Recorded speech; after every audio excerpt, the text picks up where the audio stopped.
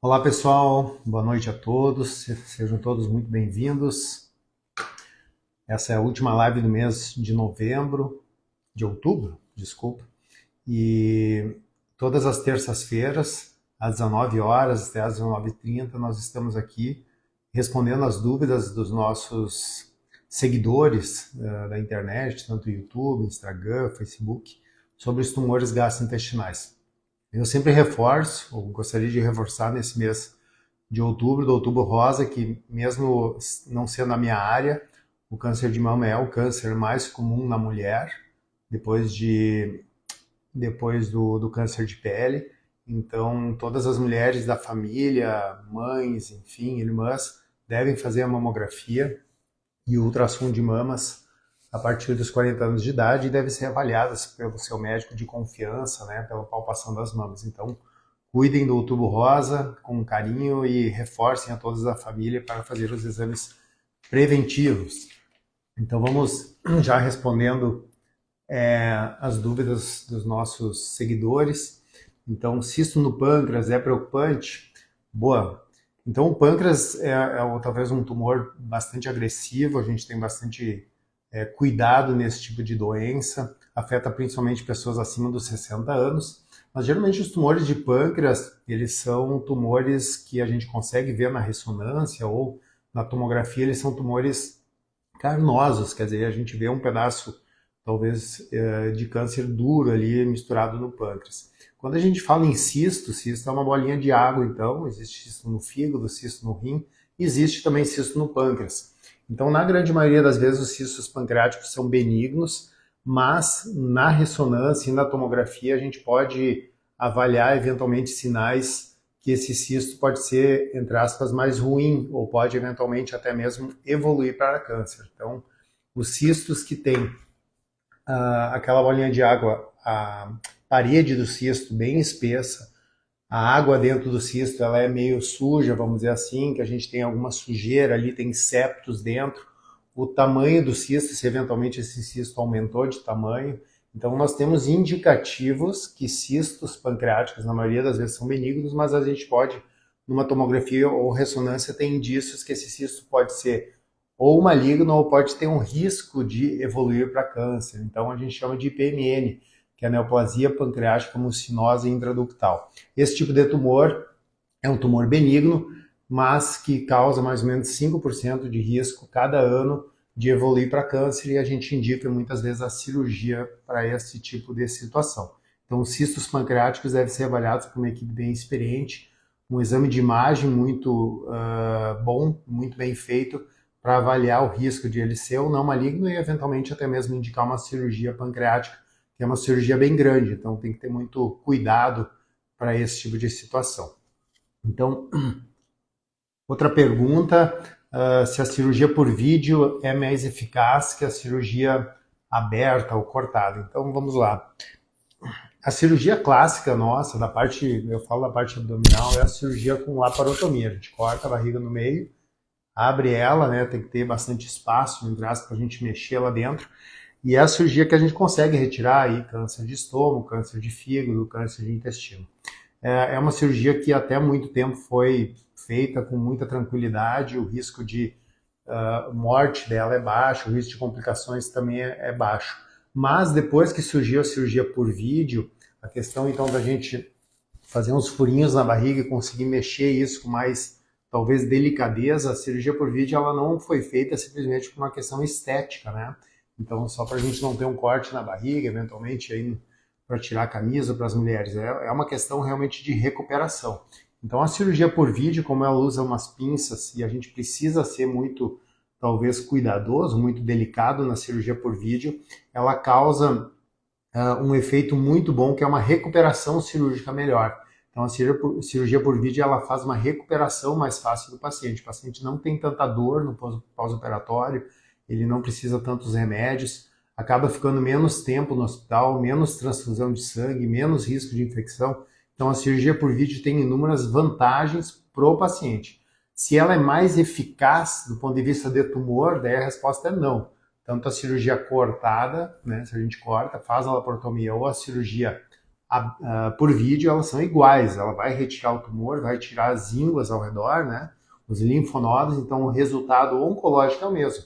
Mas o resultado para o paciente, e aí eu brinco para o médico também, a satisfação de ver um paciente se recuperar com facilidade é muito grande. Então, além disso, a cirurgia por vídeo, ela faz com que o paciente venha mais rápido para a quimioterapia, eventualmente se ele precisar. Então, eles têm uma recuperação mais rápida. Em poucos dias estão em casa, não é incomum, em menos de 5, 3 dias o paciente está em casa. E aí a gente analisa a biópsia e sabe se precisa fazer quimio e ele já está pronto para isso. Quando a gente faz um corte muito grande na barriga, acaba a recuperação sendo mais lenta e eles vêm mais fragilizados para a quimioterapia. Além disso, a gente tem que lembrar que essa parte abdominal muitas vezes precisa mais de uma cirurgia. Então, a gente faz uma cirurgia hoje para o intestino, quando vê, alguns anos depois, a gente precisa tirar um tumor no fígado. Vamos lá de novo cortar a barriga. Então, acaba sendo muito desgastante, muitas cirurgias abdominais acaba complicando o paciente. Então, o ideal é a cirurgia por vídeo, porque ela pode ser repetida mais vezes, sem causar, vamos dizer assim, problema para o médico no futuro, senão a gente vai cortando, abrindo a barriga várias vezes e isso causa complicações. Diante disso, tem uma pergunta também bem interessante, que é, mas e a cirurgia por robô, então? A cirurgia por robô é melhor. Boa. Então, a cirurgia por robótica, né? Então, vamos falar assim, ela é muito parecida com a cirurgia por vídeo, né? Ela vão os furinhos na barriga, o paciente fica deitado, só que o médico ele não precisa ficar aqui, nessa região, manuseando, vamos dizer assim, os trocáteres, né? Os aparelhos. Ele pode ficar um pouquinho do lado, ele fica num joystick, ele fica numa sala de comando, que ele fica como se fosse um aparelho de videogame mexendo, e isso mexe lá no paciente. Então, a cirurgia por vídeo ela tem outras vantagens, a cirurgia do robô, outras vantagens da cirurgia por vídeo. A gente perde, eventualmente, o robô não treme, né? Então o médico tem um pouquinho de tremor, o robô compensa isso.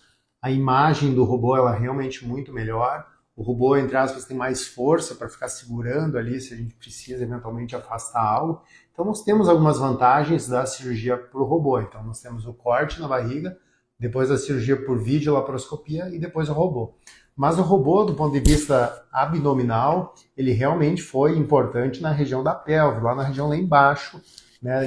Na parte superior não está sendo talvez tão melhor que a cirurgia por videolaparoscopia. O robô ele é muito importante na pelve, por isso vocês veem bastante, ou falam, a gente fala bastante do robô para cirurgia de reto, né? A parte final do intestino, cirurgia de próstata, hoje talvez seja principal, útero, endometriose. Então, na região pélvica, principalmente pacientes obesos e homens, que ele tem a pelve menor, né, mais difícil de operar, a cirurgia por robô tem vantagem. Mas, assim, de forma geral, algumas cirurgias mais à parte superior, o robô não tem tanta vantagem.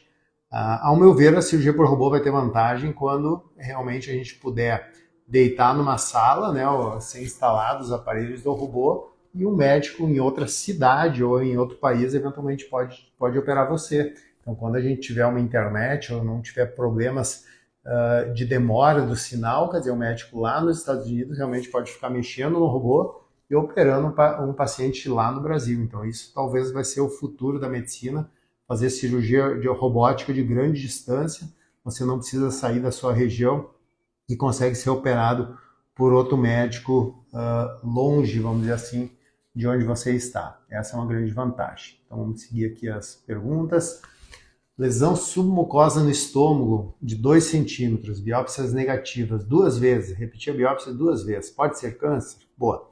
Então na região do estômago, geralmente os tumores eles estão na superfície do estômago, quer dizer, a gente entra com uma endoscopia e logo vê aquele tapete do estômago, né? E geralmente o tumor está naquela região. O que a pergunta foi feita é se a tumoração ou se a lesão está abaixo disso. Então a gente vê que tem uma região um pouco mais levantada ali na região do estômago, mas o tapete está bom, né? Então as lesões submucosas, abaixo da mucosa, abaixo do tapete, elas realmente são difíceis, porque a gente vai tentando tirar pedacinhos e muitas vezes não consegue entrar muito bem lá dentro. Geralmente os tumores dessa região são tumores um pouco mais, entre aspas, vou falar mais benignos. São eventualmente leiomiomas, eventualmente um giste. Então são tumores realmente que a gente vê com mais tranquilidade. Ainda mais se o tumor, como foi falado, tem 2 centímetros, que é um tumor pequeno. Quando a gente tem, então, uma possível lesão no estômago, abaixo desse tapete, abaixo da submucosa, e as biópsias vêm negativo, o ideal é fazer uma ecoendoscopia. Então, nós temos uma endoscopia especial, que na ponta tem um ultrassom, a gente consegue encostar na região, na lesão, e aí ver o lugar exato de ser retirada essa biópsia. Muitas vezes a gente não conseguiu tirar ele naquele local exato. Então, as lesões submucosas são preocupantes, sim, a gente deve ter um certo cuidado, mesmo que ela for negativa à biópsia, o ideal é fazer uma ecoendoscopia com biópsia guiada pelo ultrassom. Esse é o mais importante. Câncer de esôfago pode ser retirado por endoscopia? Boa, nós temos um vídeo de câncer de esôfago dessa semana colocado lá no Instagram. Câncer de esôfago bastante comum aqui no Rio Grande do Sul, não só pelo chimarrão, a gente já explicou algumas vezes, o chimarrão não causa câncer, eventualmente água quente acima dos 70 graus pode machucar o esôfago, então a gente tem que cuidar mais com a temperatura da água do que com o chimarrão. Mas por que o Rio Grande do Sul tem tanto câncer? Possivelmente pelos maus hábitos do gaúcho. Então, o gaúcho, diante de todo o Brasil, mais índice de tabagismo, mais risco de obesidade, mais índice de obesidade, também de etilismo. Então, o gaúcho tem maus hábitos que causam lesão no esôfago e pode isso levar ao câncer. Na maioria das vezes, o tumor, quando o paciente se queixa, então começa com dificuldade de se alimentar, dificuldade de engolir, perde peso, ele já está meio grande para a gente retirar ele por endoscopia. Então, geralmente o tumor já é maior, geralmente não são tumores pequenos, a gente geralmente, daí nessa época, precisa retirar todo o esôfago, levantar o estômago, então fazer a esofagectomia. Nos tumores maiores, o tratamento é cirúrgico, sendo necessário realmente abrir o tórax e abrir a barriga. Quando são tumores pequenos, eventualmente feita uma endoscopia de rastreamento, uma endoscopia, talvez a gente chame aleatória, por outro motivo, e a gente tiver tumores pequenos, abaixo dos 2 centímetros, pode sim ser avaliado uma ressecção endoscópica. Nós temos aqui em Passo Fundo pessoas que têm capacidade técnica, porque é uma questão, além de um aparelho de endoscopia especial, de aparelhagem muito adequada para a gente poder, por endoscopia, raspar, vamos dizer assim, entre aspas, esse tumor fora, a gente precisa capacidade humana, então pessoas bem treinadas para isso, porque é uma cirurgia mesmo endoscópica bem delicada. Mas é possível, geralmente são tumores pequenos.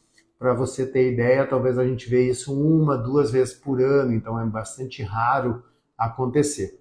No Japão, a gente já tem um índice maior dessa possibilidade, quem faz mais isso no mundo é o Japão, porque eles fazem endoscopias periódicas, quase uma vez ao ano, nos pacientes de alto risco. Então, lá no Japão, a saúde pública deles sugere endoscopias periódicas e com isso eles acham os tumores de forma mais precoce e conseguem ressecar por dentro. Mas na maioria das vezes a gente precisa aqui no Brasil, por um diagnóstico mais tardio, infelizmente, cirurgia realmente para o esôfago.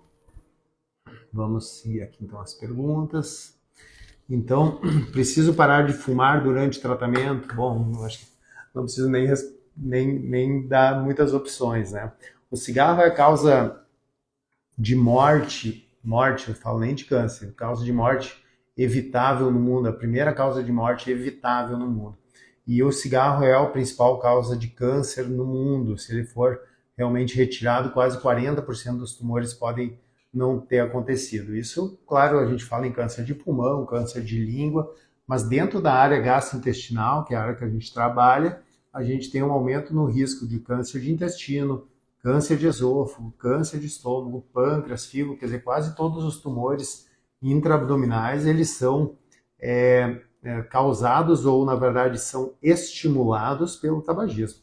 Daí vocês podem, eventualmente, questionar, não, mas agora também já tive câncer, vou tratar, mas não vou parar de fumar. A manutenção do tabagismo, ou o paciente continuar fumando durante o tratamento, diminui a chance do tratamento funcional. Então, o tratamento funciona menos nos pacientes que mantêm o hábito de fumar. Além disso, depois do tratamento, se ele continua fumando, ele tem um maior risco de voltar à doença. Então, o risco de recidiva, de recaída e, eventualmente, um tumor, vamos dizer assim, mais forte, acontece por causa do tabagismo. Então, isso é um foco muito importante. Eu acho que é difícil parar de fumar. Isso eu sempre falo para a família, né? Porque eles brigam muito com o paciente, mas, na verdade, é bastante difícil a gente parar de fumar, não é fácil, precisa de apoio. não só da família, mas de um médico experiente. Geralmente são os pneumologistas, né, que mexem com essa área, então usam nicotina, adesivo, goma de mascar, ansiolíticos. Existem tratamentos ou terapias que conseguem aumentar a chance desse paciente ficar sem recaída. Mas o cigarro, eu digo, é como uma droga, né? Então a nicotina não é muito diferente da cocaína. O estímulo dela realmente é muito grande, então precisa um apoio não só da família, como de médicos, aí, eventualmente com medicamentos, para a gente não ter esse problema durante o tratamento. Tá? Para vocês terem ideia, mesmo que a gente pare de fumar hoje, demora quase 10 anos, né, para sequelas ou para os riscos do cigarro dentro do nosso corpo. Tá? Então é bem importante. Vamos lá. Então, outra pergunta. Tenho câncer de cólon e na biópsia veio uma mutação Carras G12C. Bom, é uma pergunta bastante, talvez, árdua, né? Vamos tentar desenrolar isso mais ou menos da seguinte forma. Hoje em dia, todas as biópsias, quando a gente tem uma biópsia do intestino, mostrando um câncer, por exemplo, a gente já vai organizando o tratamento do paciente, pensando no que fazer, pedindo exames, e eventualmente pensando na quimioterapia ou na cirurgia, enfim. Mas existem maneiras de pegar aquela biópsia daquele paciente especificamente e analisar dentro do pedacinho já retirado várias mutações. Todo tumor ele começa com uma mutação. A mutação é um erro, na verdade, da célula e esse erro faz o desenvolvimento do câncer. E existem várias maneiras ou várias mutações que causam isso, não é só uma. Então existem talvez mais de 20 ou 30 mutações no câncer de cólon, no de intestino perguntado, que causam câncer. Então hoje a gente tem o quê? A maneira de fazer é analisar na biópsia qual a mutação desse paciente, qual a via que o tumor descobriu para acontecer e a gente tentar usar um remédio específico. Então eu chamo que é como se fosse um antibiograma, né? Quando a gente tem uma infecção urinária, a gente faz um exame para saber qual antibiótico usar. Hoje a gente tem no câncer um exame que a gente faz na biópsia para saber qual remédio usar, qual o melhor remédio. Então a gente pode eventualmente começar a quimioterapia e refinar o tratamento ou fazer ajustes do tratamento baseado nessa análise molecular. Então nós temos algumas análises moleculares ou análises na biópsias feitas aqui em Passo Fundo e algumas que a gente precisa auxílio, encaminha para São Paulo para serem feitas e todas elas são realizadas para refinar o tratamento do paciente. Essa mutação, então, que gerou esse assunto agora que a gente está conversando, que é a mutação Carras G12C, então, os númerozinhos específicos, ela acontece em 4% dos cânceres de intestino, mas é uma mutação extremamente agressiva, é uma maneira de a gente já entender que o tumor geralmente é mais agressivo, mais forte, e a gente precisa talvez pegar um pouco mais firme com a quimioterapia, e hoje já existe remédio, o remédio tem um nome, os remédios têm um nome bastante estranho na oncologia, né? É a adagrasib, existe remédio específico para essa mutação. Então hoje a gente tenta com o remédio bloquear aquela via. Então eu chamo que a gente tem uma fechadura, a gente tenta usar uma chave e fechar o tumor, fazer com que o tumor não consiga penetrar ou se espalhar. Esse remédio, a adagrasib, já está liberado para câncer de pulmão aqui no Brasil e está sendo autorizado para câncer de intestino também nessa mutação específica do Carras G12C. Outra maneira de conseguir a medicação, então já que ela está em aprovação ainda no Brasil, é a gente participar de estudos clínicos, né, pesquisa.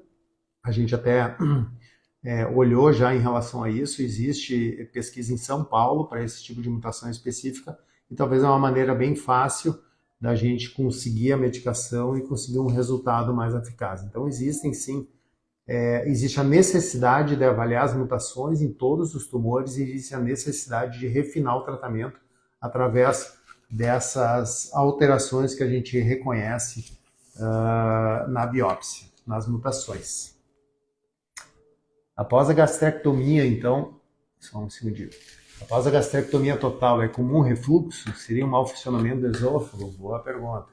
Então, o câncer de estômago, ele, se possível, ele sempre deve ser tratado por cirurgia. Essa cirurgia ela pode ser uma retirada parcial, em parte do estômago, mas quando a gente tem uma lesão, às vezes, mais na parte superior, ou uma lesão grande, ou o estômago da pessoa pequena, a gente, às vezes, precisa retirar todo o estômago, né? que faz isso de diferença? Eu consigo viver sem o estômago? Consegue, mas é bastante, talvez, difícil, principalmente nos primeiros 1 ou 2 anos, né? Então, como a pessoa retirou o estômago, a gente não tem mais aquele reservatório, eu sempre brinco que funciona muito parecido com a cirurgia da obesidade. A gente diminui o estômago do paciente obeso para ele comer menos. Então, a gente tem que, depois da gastrectomia total para câncer, ter alimentações fracionadas, umas 8 vezes ao dia, em pequena quantidade. Só que é complicado, não é fácil, né? A gente está acostumado a café, almoço e janta. Quando vê, tem que ter 8 refeições. Então é toda uma dinâmica de vida que no início vai bem, mas depois realmente cansa, né? E sai fora da dinâmica de vida do paciente. Então, sim, existem modificações que a gente tem que ter para, vamos dizer assim, passar pela gastrectomia. E a gastrectomia, como ela mexe nesse anel, nessa parte de cima, em cima do estômago, quando a gente come, né? O estômago levanta. Por que não volta? Porque a gente tem um anel que fecha ali e evita o refluxo. Então, a válvula, né, do esôfago e do estômago. Quando a gente faz a gastrectomia, muitas vezes essa válvula não é lesionada, mas ela precisa ser retirada. E a gente faz a conexão sem a válvula. E aí realmente o paciente tem mais refluxo, tem mais queixas, então a gente tem um estômago menor ou ausente, e além disso o que cai ali nessa região acaba voltando, então aumentando a chance de refluxo e eventualmente azia, queimação, até mesmo a pneumonia, catarro, essas coisas podem vir pelo refluxo. Geralmente depois de 1 ou 2 anos isso tende a melhorar, mas realmente é bastante difícil, bastante árduo. O ideal é fazer uma tomografia e eventualmente uma endoscopia para reforçar se isso tem a ver com a cirurgia. Então vamos lá. Câncer de estômago, como saber se ele não se espalhou? É uma boa pergunta. Então, câncer de estômago, quase 40, 50% dos casos, ele pode já, durante o diagnóstico, quando a gente vê a doença, ele já pode realmente estar espalhado. E tem 40, 50% que a gente consegue retirar o estômago, fazer quimioterapia e a pessoa ficar sem a doença. Mas depois de tratada, a gente tem que fazer exames de rotina, exames de acompanhamento. Como é que a gente sabe se essa doença voltou ou não? Geralmente o tumor do estômago não volta ali na região operada, a gente tira ele, faz a conexão, naquela região não. O câncer de estômago ele geralmente tende a ir ou tentar se espalhar para a região do fígado, do pulmão e nesses órgãos dentro da barriga. Todos os tumores, cada tumor, quer dizer, tem uma maneira de se espalhar, uma maneira de gostar de crescer, né? Então, acho que vocês já sabem ou escutam bastante que o câncer de mama se espalhou para os ossos, então a gente precisa fazer a cintilografia para ver se não se espalhou. O câncer de pulmão acabou indo para o cérebro, então cada câncer tem talvez um local que ele gosta de ir, ou entre aspas, gosta de crescer, a gente chama de solo fértil. O solo fértil, a região fértil para o câncer de estômago, quando ele volta, geralmente ele gosta dessa região do fígado, do abdômen e do pulmão. Então, por isso que no acompanhamento do paciente com câncer de estômago, a gente faz tomografias. Tomografia do pulmão, tomografia da barriga, exames de sangue e, eventualmente, algumas situações, ou quando o paciente está muito queixoso, uma endoscopia. Geralmente, esses exames já mostram se a doença voltou ou não, se a gente não sente, não tem nenhum caroço, nenhum nódulo, nenhuma íngua lá dentro, a gente considera que essa doença está em remissão, volta daqui a 4, 6 meses com novos exames. Então a gente vai acompanhando esse paciente, principalmente nos primeiros 2 anos, onde é o risco maior de recorrência. Então, como saber se não se espalhou? Fazendo as tomografias, fazendo exames de sangue, e o médico ou a equipe que está em tratamento ter bastante cuidado em olhar esses exames, ter o carinho de sempre olhar com bastante ênfase aí com o seu radiologista, tá? Então, vamos para mais uma pergunta. Vamos lá. Então, tenho câncer na via biliar. Qual tratamento devo fazer? Então, o câncer de via biliar é o câncer que acontece no fígado ou, eventualmente, um pouco, vamos dizer assim, fora do fígado, porque a bile é produzida no fígado e ela é direcionada para a região abdominal. Câncer de via biliar é onde tem a bile, então quando a gente corta o fígado, né, de no animal a gente vê aqueles furinhos verdinhos, né? Ali é os tumores de via biliar. Na maioria das vezes o tratamento do câncer de via biliar é cirúrgico. A gente precisa fazer ou tentar fazer a cirurgia, ou eventualmente no fígado ou naqueles canais, né, nos ductos biliares. Se a cirurgia é eficaz, se a gente consegue retirar o tumor, na maioria das vezes, depois de retirado, a gente usa a quimioterapia. A quimioterapia, nesse contexto de reforço, vamos dizer assim, do câncer de via biliar, ela geralmente é via oral. E se a gente eventualmente não consegue retirar o tumor está muito grande ou já se espalhou, o tratamento basicamente é quimioterapia. Existem medicamentos feitos semanais, daí o tratamento geralmente é endovenoso, que tentam segurar a doença ou evitar que ela se espalhe. Muitas vezes consegue diminuir, a chance disso hoje é bastante grande nos tumores de via biliar. Mas o tumor de via biliar, assim como a gente ia comentando agora um pouco antes, se alguém perdeu, ele é um dos tumores que mais a gente precisa analisar a parte molecular. Então, pegar aquilo que eu falei, a biópsia do tumor, mandar fazer análises de várias mutações. Então, vou citar algumas, que é o HER2, HD1, MMR. Então, a gente tem os nossos códigos. Então, a gente manda analisar cada um deles, porque eventualmente existem remédios específicos para cada mutação. Então, hoje, em mais ou menos 20 a 25% dos casos de câncer de via biliar, além da quimioterapia que a gente estava falando um pouco, existe quimioterapia via oral injetável, a gente tem medicamentos específicos, nós chamamos hoje de alvos moleculares, que funcionam de uma forma extremamente pontual contra o tumor, não só causando menos efeitos colaterais para o paciente, mas principalmente causando mais eficácia ou funcionam mais. Então, existem isso. Hoje eu recebi um teste de um paciente que fez, é o Foundation One, um teste que vai para os Estados Unidos, que viu todas as mutações, tudo que aquele tumor de via biliar tinha, e ele expressava, ou realmente ele tinha uma mutação chamada IDH1. Essa mutação acontece em 5% dos casos e nós temos hoje remédio específico para isso.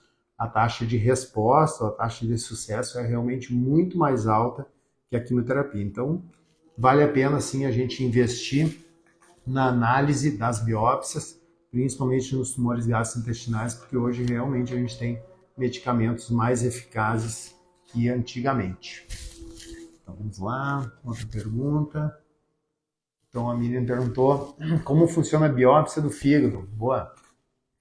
Antigamente, quando a gente tinha um tumor nessa cavidade abdominal, né, dentro da barriga, a maioria das vezes a gente precisava fazer cirurgia para tirar uma biópsia. Então, nós precisamos abrir a barriga do paciente, cortar, ir lá procurar onde é que estava a doença e tirar um fragmento.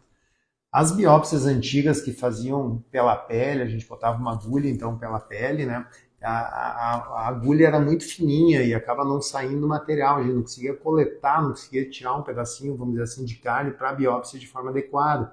Então, por muitos anos, a biópsia percutânea não funcionou muito bem. Até que inventaram agulhas, vou chamar assim, agulhas mais grossas, que conseguem retirar o fragmento sem causar nenhum dano maior. E hoje a biópsia guiada por radiologia, isso tanto ultrassom como tomografia, é o nosso dia a dia. Nós temos, felizmente, aqui em Passo Fundo o Dr. Guilherme, que faz isso para nós muito bem. Então, hoje uma biópsia de fígado, o paciente faz de manhã, de tarde está em casa, eu brinco com um band-aid na pele, no outro dia pode tirar, não vai nem com ponto para casa. Então, hoje a biópsia de fígado é algo relativamente tranquilo de fazer, quando é bem feita por um médico experiente, consegue coletar bastante material para nós analisar detalhes e, eventualmente, tirar dúvidas se pode ou não ser um tumor de fígado. É feita com anestesia tanto local, eventualmente até mesmo geral, a gente precisa fazer, mas é feita de forma segura e com um resultado hoje muito bom. Então eu estimulo sim a que todos façam isso, para a gente não precisar mexer ou eventualmente cortar a barriga de ninguém. Hoje é tudo feito pela pele, de forma percutânea. Então nós temos uma... Desculpa. Temos mais algumas perguntas, eu vou guardar para a semana que vem, pessoal. São 7h20, obrigado pela participação de todos vocês. Todas as terças-feiras eu estou aqui respondendo dúvidas sobre os tumores gastrointestinais. Essa e as outras lives estão sendo gravadas e vão estar nas nossas redes sociais para eventualmente você poder assistir mais tarde ou enviar para algum familiar ou algum conhecido. Um grande abraço a todos e boa semana aí. Bom final de mês. Até mais.